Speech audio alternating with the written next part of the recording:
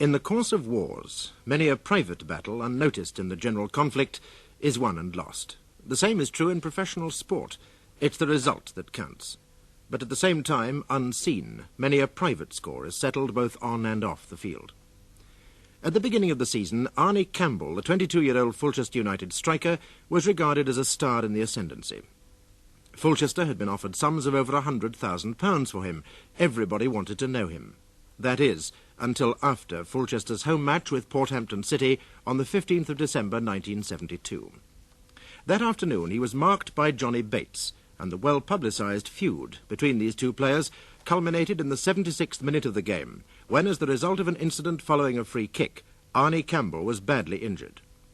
The Fulchester team immediately put the blame on Bates, and today he is accused of assault, occasioning actual bodily harm. Bates' trial at Fulchester Crown Court has just begun.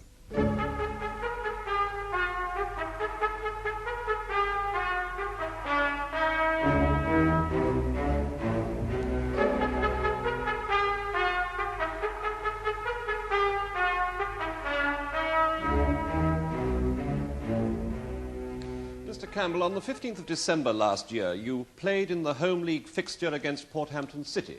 I started the match, if that's what you mean. Quite. Now, will you tell us the name of the Porthampton player who had the job of marking you during that game? My lord, how on earth can this witness give evidence of what instructions the Porthampton team were given? It's normal practice, isn't it, for a particularly dangerous forward to be marked by a defender and followed about wherever he goes? No, Mr. Logan. Man-for-man marking is quite frequently abandoned nowadays. Oh, I'm obliged to your lordship. I confess I'm not an ardent follower of the game. Ah, well, I am. And I'm right on this point, am I not, Mr. Campbell?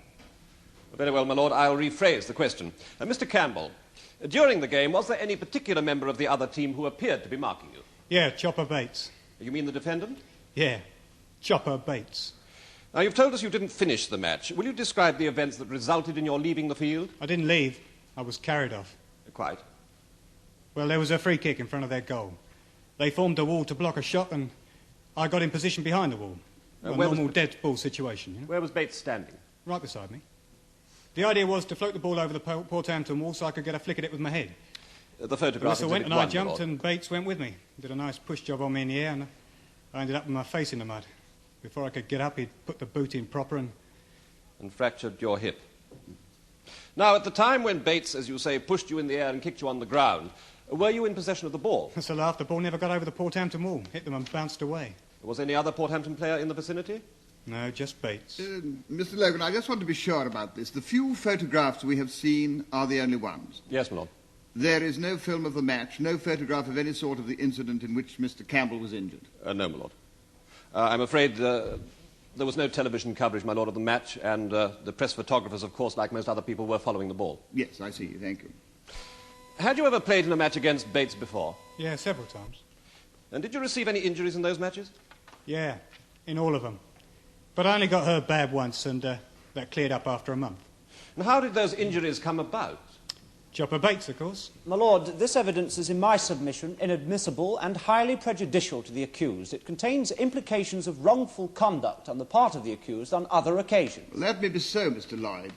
But as the defence of accident is fairly open to the accused, the evidence is, in my view, admissible, and I so rule. I'm obliged to your lordship. The prosecution case is, of course, that this was a campaign of brutal aggression. Will your lordship nevertheless make a note of my objection?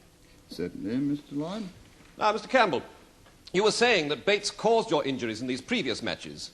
On any of these occasions, were fouls awarded against Bates' team? Yeah, on all of them. Well, you're suggesting, are you, that Bates was fouling you deliberately? He was out to get me. Well, why should he do that?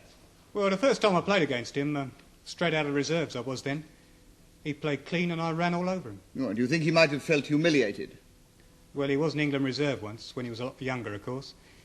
And there was me straight out of school. I got 2 goals, both through his mistakes. Oh, now, come down, Mr. Campbell, that's hardly fair, is it? I remember there was a great deal of fuss about that second goal at the time. We saw it several times on television. You kicked the ball backwards over your head, like that famous goal by Eusebio. Or was it Pele? Well, now, nobody could have stopped that, eh? You say that in that first game, Bates played cleanly, but in all the other games that followed, he did not. Yeah. I'm sure we're all anxious to know this, Mr. Campbell. What is the medical prognosis? When will you be playing again? I won't. That's what I'm told. What, no hope? No. You mean your career has ended? Officially it ends next week. Mr. Harris told me my contract is being ended under what is called the medical clause. Mr. Harris?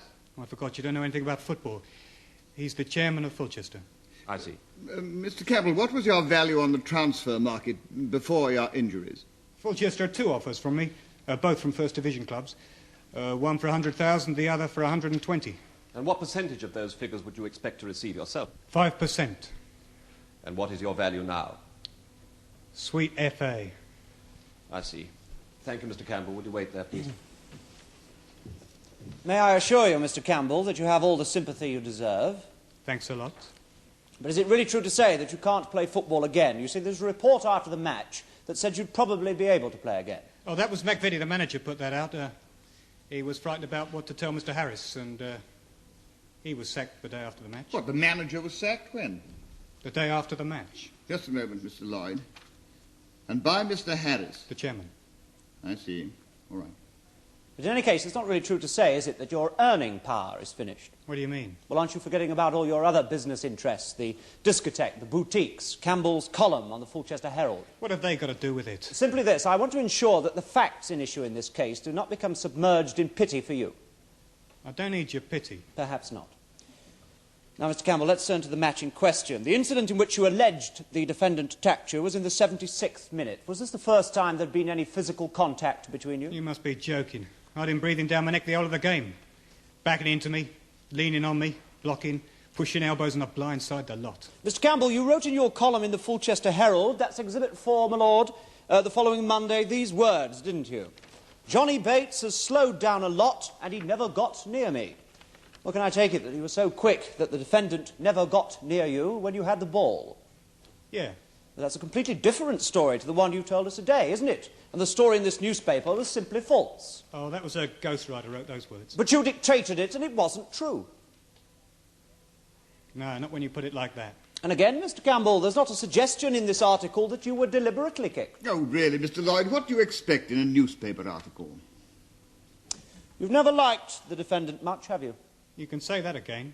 You have a nickname for him, don't you? What are you talking about? Oh, come now, Mr. Campbell, you call him Fanny Bates, don't you? Oh, that, yeah, well, sometimes. Well, what is it supposed to convey? Nothing. Nothing? Well, it's a woman's name, isn't it? You used to tell people that he was effeminate, that he wasn't a real man.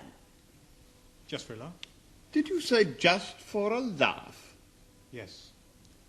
Had you any reason to believe that there was any truth in that suggestion, that the defendant was effeminate? How should I know? I never met him off the field. So that was also a deliberately false statement? I suppose so. Now, do you know a man named Freddie the Broker? No, I never heard of him. So you've never been involved in the dealings of persons who bet on the result of football matches? No. You're quite sure of that? Look, mister, I don't expect you to understand this, but when you're a professional, your loyalty's to your club. I play for Fulchester, nobody else. You have heard, then, of players taking bribes to affect the result of a match, to rig a match? Yeah, I've heard of it like everyone else has heard of it. And you wanted to leave Fulchester for a bigger club, didn't you? But the club wouldn't put you on the transfer list. Yeah. I don't see what this has got to do with the case. I mean, there's nothing wrong in trying to better yourself. And with a better club, especially a First Division club, you'd have got higher wages. Yeah, probably. In fact, Fulchester were holding you back. They were holding you down in the world. Now I'm going to ask you again. Do you know a man known as Freddie the Broker? You're not talking about Freddie Williams, are you? I am. Do you know him? We've had the odd drink. Did you ever accept money from him to influence the result of a game? Never. Did he ever offer you money to do so? Look, we was always in company here. I'm trying to tell you, of course he didn't. I see. Now let's get back to the match. You say that when the defendant pushed you, you ended up face down in the mud. That's right. At which point you were kicked. Yes. Well, if that's so, how do you know who kicked you? Do I have to explain it for you? You mean that apart from your teammate Kevin Lewis, the defendant was the only person near enough to have kicked you? You've got it. Yes, but you didn't actually see the person who kicked you. I did not see him, no. Thank you, Mr. Campbell. Do you wish to re-examine Mr. Logan? No, my lord. You may leave the box, Campbell.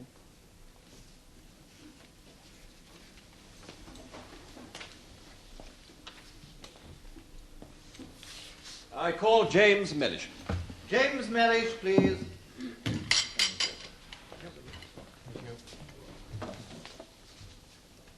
What is your religion? Church of England. Take the book in your right hand and read the words from the card.